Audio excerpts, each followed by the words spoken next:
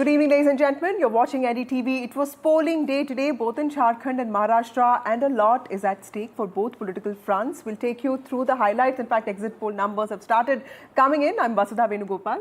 That's right, and I'm Gargi Rawat. In the next 1 hour, we'll take you through the major election predictions, the exit polls, but with not a pinch of salt, I'd say a bucket of salt, given what the track record of late has been of exit polls, much maligned. And we'll get you all the top analysts as well in studio to talk about the numbers as we await the 23rd, when finally all will be revealed and the numbers will be counted, when we'll know what was on the mind of the voters.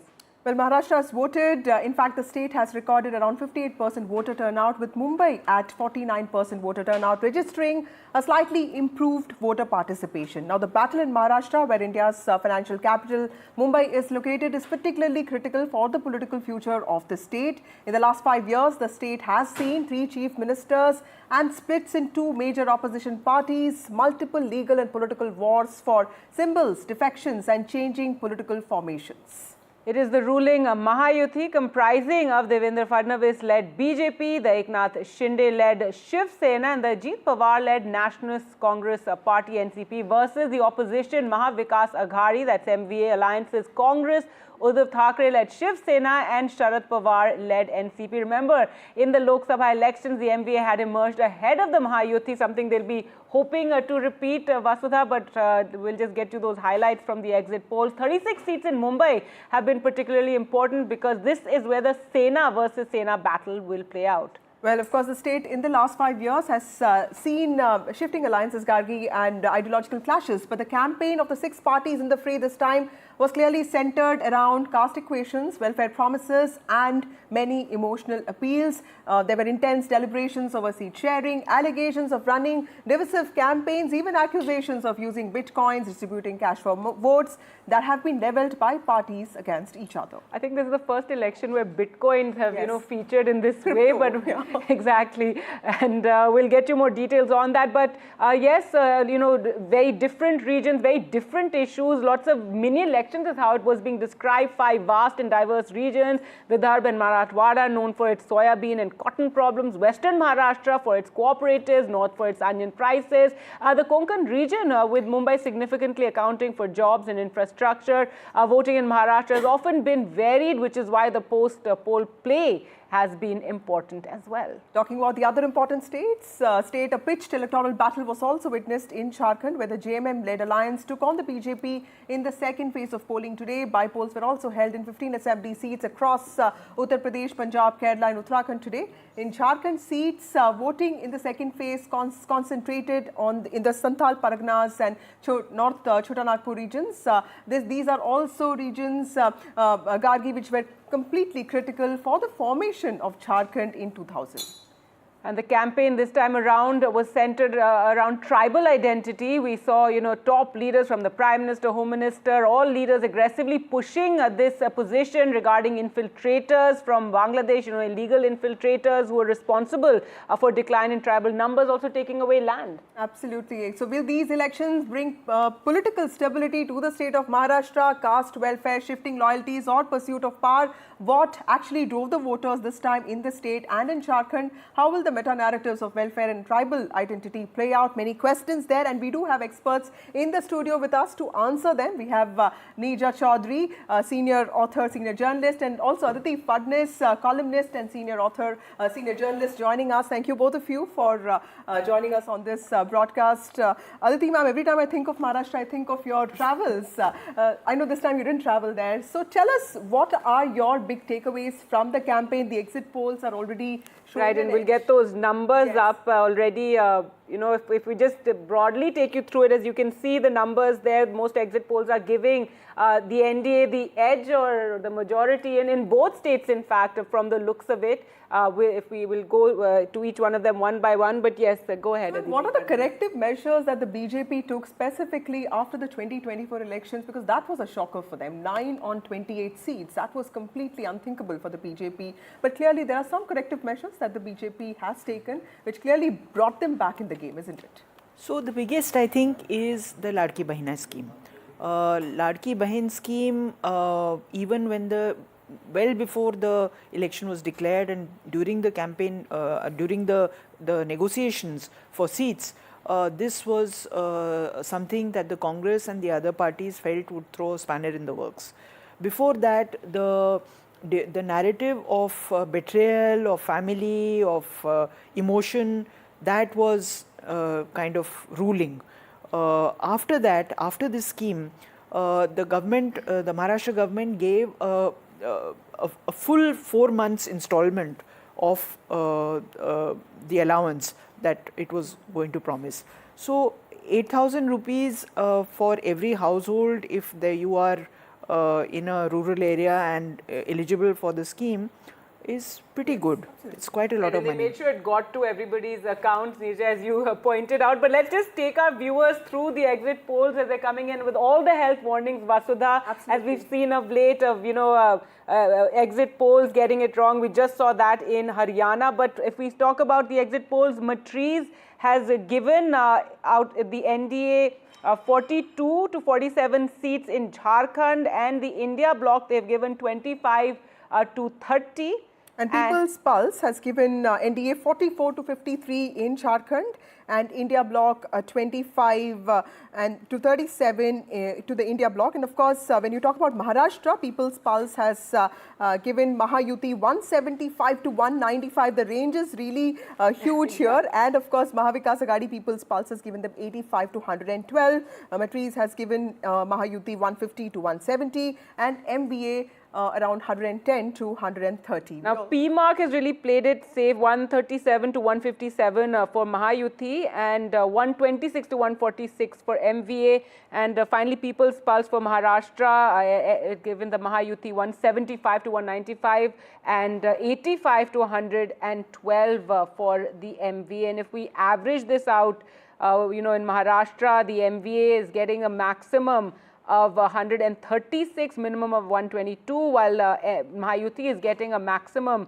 of 185 and a minimum of 135, averaging at 157. So those are the numbers. We just got the times now. JVC exit poll also coming in. But before that, yes, Neerja ma'am, if you could also, talk about what you feel were the big highlights. I think all of you analysts have been talking about how there have been no very overarching themes in this election. Yes, Ladki Behna has been there that everyone has spoken about, but lots of almost like mini elections, each like local elections taking place for various, for all the seats. This time it was a very fractured politics. Number two, it was hyper local election, right to the ground level. And so many candidates, so many parties, that is very difficult for anybody to come to a conclusion. Now, I agree with Aditi that if there was, on this side was sympathy for Sharad Pawar and Uddhav Thackeray because their parties had been split, they had been betrayed. Number two, there was the Maratha factor. And Maratha, Muslim, Dalit has been a combination which has been a winning combination since YB Chavan's time. For the Congress, then the NCP, and then the MVA in the recent election. Now, and the Maratha activist, Jharkhand Patil, more or less gave out a signal when he withdrew his candidates that he wanted Marathas to vote for MVA. Now, certainly this would make a difference in Marathwada and Western Maharashtra. But the force that could counter this, and I think if these results are right, and has countered it, are women. You saw women, I agree with you, Aditi. I did not meet a single woman, and this is very random, in the village, at political rallies, in Bombay, randomly talking Shivaji Park here, in Marathwada village near Aurangabad. Not one said, I have not received money. Okay. I have not received. They had all received money, and they received 7,500 for 5 months. And the Anganwadi setup, the ICDS setup, people said that they had worked very hard, they bent over backwards, to get the forms filled. And they, in fact, the Anganwadi workers and the supervisors said, the women now feel closer to us because we have enabled this to happen. Okay. They think we've been instrumental. So that is one good thing that's happened. Of course, a lot of them wondered whether it would continue after the elections, whether they'd be the money. I've also heard, yes. But the officialdom in Mumbai, they also talked about, they said, in the last weeks we have worked so hard. One of them said it has been a traumatic experience. but it showed that they can deliver. Our system is capable of delivering when they set their minds to it. Right. Well, there's obviously a lot of pressure on the top to ensure it happens before. And women said, our brother Eknath Shinde has made this possible. He will do more for us. They did not talk about BJP, Mahayuti, Sharad Pawar's, Ajit Pawar's party at all. This is a question that we should ask Charu Pragya. For that, Vasudha, if you just see one more Access My India poll has come in for Jharkhand, it's gone the other way, whereas everyone else is predicting for the NDA higher numbers. This is predicting 25, and for the India bloc, it's predicting 53 for Jharkhand. That is some change. Charu from the BJP, Charu Pragya from the BJP joins us. We also have Seema Malik from the NCP led by Sharad Pawar faction joining us. We have author Badri Narayan also with us. Charu, you have spent a lot of time in Mumbai as a child. Your father was there. Tell us, you understand Mumbai, but here a lot of us actually feel that this election was a lot about Eknath Shinde, the promise of Ladki Bahin Yojana. Where does the BJP stand in this, and how are you looking at gaining from this? Because last two elections it was the BJP with being the single largest party, 105 and 122 in 2014. Yeah. Good evening, and thank you so much for having me on your show. It was heartwarming listening to Neerja ji speak right now, because this is information coming straight from the ground onto everybody's television screens, and honestly, this is what my party set out to do. And if we're able to achieve this, if we can have a neutral senior journalist such as Neerja ji endorse it, I couldn't be happier. The fact is that Bharatiya Janata Party and our alliance partners have always done their utmost best to make sure the lives of people improve every single day. And how do we do that? By providing the most basic things. Housing, water, electricity, gas connections, health insurance, making sure that the environment is safe for women to go to work, making sure that the environment is safe for industries to come, for FDI to flow in. And all of this, I am happy to report, we have been able to do extremely well in the last 2.5 years. You mentioned that people are talking about only Eknath ji and there is no mention of BJP. Well, Eknath ji and BJP are one team. And it's not unusual for us to have another political party lead an alliance in a state. I'll take the example of Bihar, I'll take the example of Nagaland. It's the same in Maharashtra. Eknath ji has been an exceptional leader, and we have seen the state grow leaps and bounds only in the last 2.5 years in his leadership. Yes, but going forward, NFT's numbers, what's being predicted by the exit polls, if you do see the Mahayuti emerging in the lead, this emergence of Eknath Shinde is a very popular, beloved leader, so to speak, as a chief minister. Yeah. So going forward, and I saw that myself on the ground. I was briefly in Mumbai recently. Whoever is better for the state. See, like I said, we are not hung up about who needs to lead the state. It has to be at that point of time, whatever is the correct decision. And I took the examples of Bihar and Nagaland to just endorse what I just said. Right. This time, whatever the exit polls are predicting, let me tell you this. We are going to outperform the exit polls. We will comfortably reach and cross the halfway mark. And we are looking forward to another 5 years of a very stable, very progressive Mahayuti Sarkar in Maharashtra. Right. Seema Malik, in 2024 Lok Sabha elections, the NCP led by Sharad Pawar had the highest strike rate, winning 8 out of 10 seats. And this time there are 41 seats where there is a direct fight between NCP led by SP and of course NCP led by Ajit Pawar. How confident are you, and is this election a lot about legacy and also struggle for existence? See, ma'am, we are very confident. And why we are confident? We are confident because this election, I think people will vote for the core issues of the Maharashtra. They are not going to vote for Batoge to Katoge. See, if the BJP is so confident that they are going to win, you have seen that cash story also yesterday, the way the cash was distributed and everything. So if they are so confident, then why they are using such divisive policies? And see, I am telling you, this election is based on the core issues. It was basically on unemployment, the way the projects are going out from Maharashtra to Gujarat and all these, the unemployment is there. a lot of unemployment and lost a lot of jobs are lost, Right. almost 5 lakh or something. And there's you can see the inflation, how much inflation is there. And this is about the farmers of this thing. The price of soya bean and cotton is it really matters. It seems so many farmers are committing suicide, and these are the basic issues. There's so much of crime against women. You have seen. I think Maharashtra is second on this, and the law and order situation, the corruption, the way Right. that statue falls. Everybody knows about this, and you see the way the Baba Siddiqui was murdered, and these kinds of the Facebook, all those things, the Facebook live murder and all those Right, but things are there. Baba So Siddiqui's son is people are with the going to NCP, vote for Ajit this. Pawar. Let's And also get see, in Professor Badri Narayan. I'd like to get in here and your comments. and you see the financial status of the Maharashtra at present.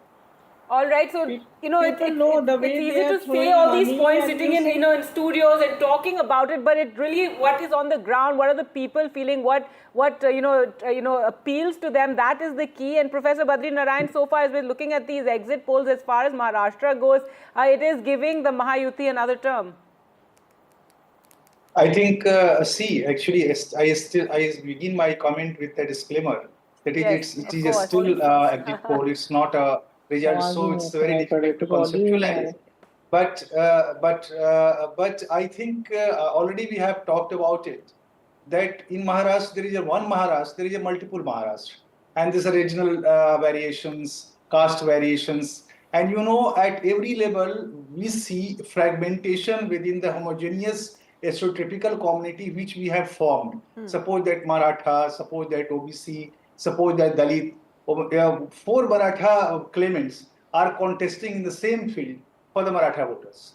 So in this situation, it can't be homogenized, it may be fragmented. Right. Similarly, 6 major castes of OBC are contesting together in one bloc for their power in the democracy. So that can't be there in OBC. That will be also fragmented. But I already told in your channel in the day, I think it's Vasudha, that in this situation, only homogeneous things is the beneficiary, because it is creating a kind of community which works beyond the caste, beyond the community, and based on this beneficiary consciousness. And if this result is going to be true, it means the beneficiary worked even in Maharashtra, even in Jharkhand, and they work are not they don't speak much. They are very silent, because as I said, as far as they are getting things from the system, from the state, from the power, they are becoming silent and going and casting their vote on the booths.